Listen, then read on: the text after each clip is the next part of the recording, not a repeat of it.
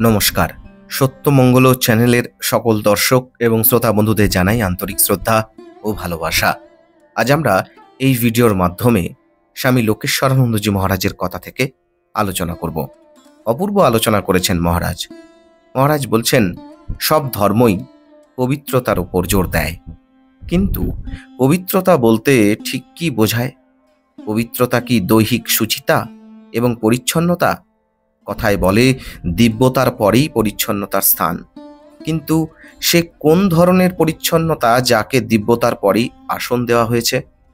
মহারাজ বলছেন, শারীরিক পরিচ্ছন্নতা পবিত্রতা লাভের সহায়ক হতে পারে, কিন্তু পবিত্রতা আরও উঁচু দরের বস্তু। কারণ একজন মানুষ শারীরিক দিক থেকে পরিচ্ছন্ন হতে পারে, কিন্তু সে হয়তো অসৎ চরিত্র। অন্যদিকে একজনের হয়তো দেহ অপরিষ্কার, কিন্তু তিনি এত সৎ ও মহান চরিত্রের মানুষ যে লোকে তাকে ভগবান জ্ঞানে পুজো করে। সেন্ট ফ্রান্সিস অফ অ্যাসিসি যে খুব একটা ধোপদুরস্ত মানুষ ছিলেন, খ্রিস্টান সাহিত্যে তার উল্লেখ নেই। সম্ভবত তিনি তা ছিলেন না। অন্যান্য সাধু সন্তদের সম্পর্কেও ওই এক কথা। কাশীর ত্রৈলঙ্গ স্বামীর কথাই ধরা যাক। ধুলো ময়লার মধ্যে প্রায়শই তিনি নগ্ন হয়ে পড়ে থাকতেন।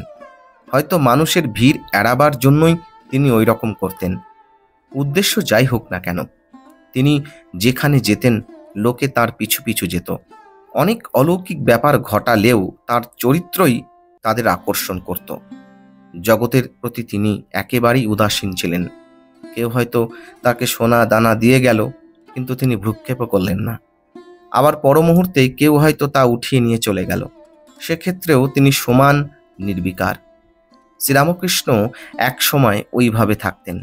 কুকুরের সঙ্গে খাওয়া, মাসের পর মাস স্নান নেই, গায়ে পুরু ময়লা, তবুও কিন্তু তিনি দেবোপম সন্তের সম্মান পেয়েছেন।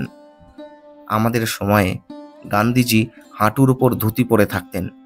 সুযোগ পেলেই মেথরদের মধ্যে দিনাতিপাত করতেন। তার রাজনৈতিক দূরদর্শিতা নিয়ে কেউ প্রশ্ন করলেও করতে পারেন, কিন্তু তার মহত্ব প্রশ্নাতীত। শারীরিক পরিচ্ছন্নতাই যদি পবিত্রতা হয়ে থাকে, তাহলে কি করে তিনি অপরিচ্ছন্ন পরিবেশে দিন কাটিয়েছিলেন? পবিত্রতা তাহলে কি? পবিত্রতা বলতে এমন একটা অবস্থা বোঝায় যখন আপনি ঈশ্বরের খুব কাছাকাছি রয়েছেন। শুদ্ধ সত্তার সঙ্গে যুক্ত বলেই আপনি পবিত্র। কিন্তু পবিত্র অর্থাৎ ঈশ্বরের ঘনিষ্ঠ সান্নিধ্যে রয়েছেন এমন ব্যক্তিকে চেনার কোনো উপায় আছে কি? কোন লক্ষণ দেখে তা বোঝা যাবে? প্রথম এবং প্রধান লক্ষণ হলো তার কোনো আমিত্ব থাকবে না। তার আমিত্ব ঈশ্বরের মধ্যে সম্পূর্ণভাবে লয় পেয়ে গেছে। তিনি ঈশ্বরের চিন্তা করেন, কথা বললে ঈশ্বরের কথাই বলেন। এক কথায় তিনি ঈশ্বরে দৃঢ়ভাবে প্রতিষ্ঠিত। ঈশ্বর বই তিনি আর কিছু জানেন না। নিজের সম্পর্কে কিছু বলতে হলে তিনি বলেন তিনি ঈশ্বরের দাস অথবা ঈশ্বরের সন্তান। তিনি অনেক কিছু জানলেও এমন ভাব দেখান যেন তিনি কিছুই জানেন না। তিনি বিনীত, শান্ত এবং কাজে কর্মে সদা সতর্ক। যখন যে কাজটি করেন তাতেই মন প্রাণ ঢেলে দেন, কারণ তিনি জানেন তিনি ঈশ্বরের কাজ করছেন। কোনো কাজই তার কাছে ছোট নয়, সব কাজই তার কাছে পূজা। সব পরিস্থিতিতেই তিনি প্রফুল্ল। কোনো সমস্যা এলেও তিনি অবিচলিত থাকেন, কারণ তিনি জানেন সমস্যার মধ্য দিয়েই ঈশ্বর তার ভক্তি ও বিশ্বাসের পরীক্ষা নিচ্ছেন। তিনি ঈশ্বরের কাছে কেবল শক্তি ও জ্ঞান প্রার্থনা করেন, যাতে সমস্যার সমাধান সম্ভব হয়। সমস্যার সমাধান করতে পারলে তিনি ভাবেন ঈশ্বরের কৃপাতেই তা সম্ভব হয়েছে। আর যদি তিনি ব্যর্থ হন, তাহলে মনে করেন এটি ঈশ্বরের অভিপ্রায়। ঈশ্বর তাকে আরও নম্র হওয়ার ও আত্মপর্যালোচনার সুযোগ দিয়েছেন। কর্মের উপায় ও উদ্দেশ্য দুটি তাঁর কাছে সমান গুরুত্বপূর্ণ। সাফল্য এলে তিনি যেমন উল্লসিত হন না, তেমনি ব্যর্থতা এলেও তিনি ভেঙে পড়েন না।